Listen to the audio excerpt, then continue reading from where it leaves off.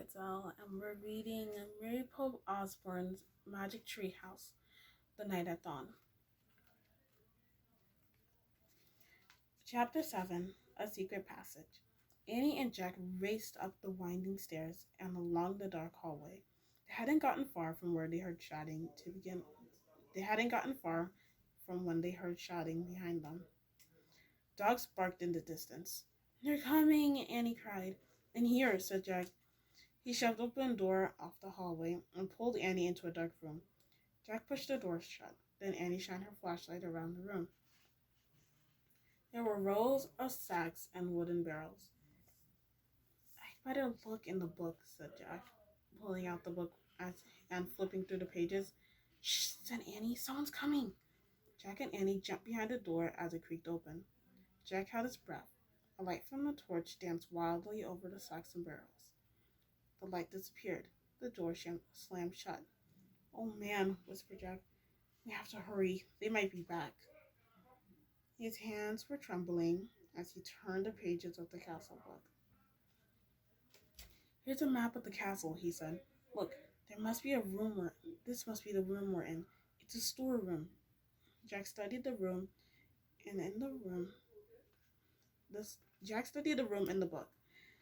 "These are sacks of flour and barrels of wine." "Who cares? We have to go," said Annie, "before they come back." "No, look," said Jack. He pointed to the map. "There's a trap door," he read out loud. In this castle, a trap door led from the storeroom through the secret passage to a precipice over the moat. "What's a precipice?" said Annie. "I don't know. We'll find out," said Jack. "But first we have to find the trap door." Jack looked at the picture carefully. Then he shined the flashlight around the room. The floor of the room was made of stones. The trap door in the picture was 5 stones from the door to the hallway. Jack shined a light on the floor and counted the stones out loud. 1, 2, 3, 4, 5. He stomped on the 5th stone. It was loose. Jack put the flashlight on the floor. He worked his fingers under the thin slab of stone and tried to lift it. "Help," Jack said. "It's heavy." Annie helped Jack lift the stone square out of its place. Underneath was a small wooden door. Jack and Annie tugged on the rope handle of the door. The door fell open with a thump. Jack picked up the flashlight and shined it down the hole. "There's a little ladder," he said. "Let's go." He clipped the flashlight onto his belt and felt his way down the small ladder.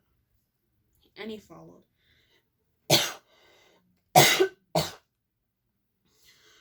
When he reached the bottom of the ladder, Jack shined the light around them.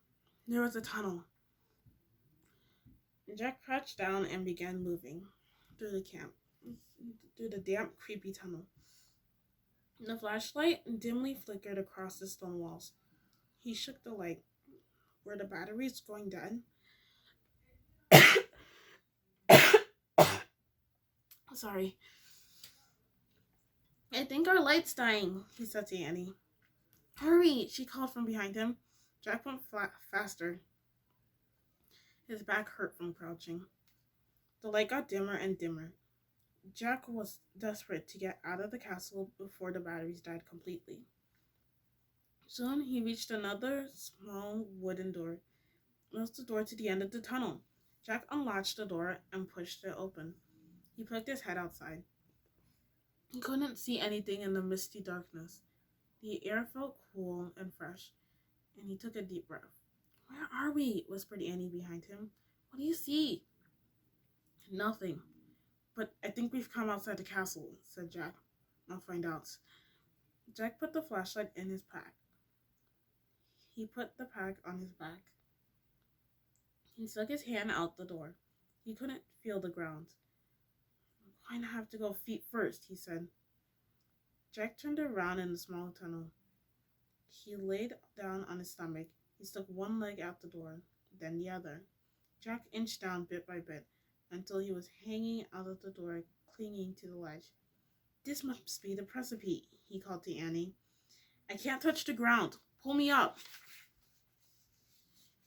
Annie reached for Jack's hand. I can't hold on to you, she said. Jack felt his fingers slipping.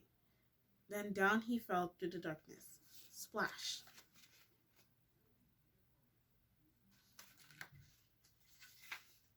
That's the end of that chapter.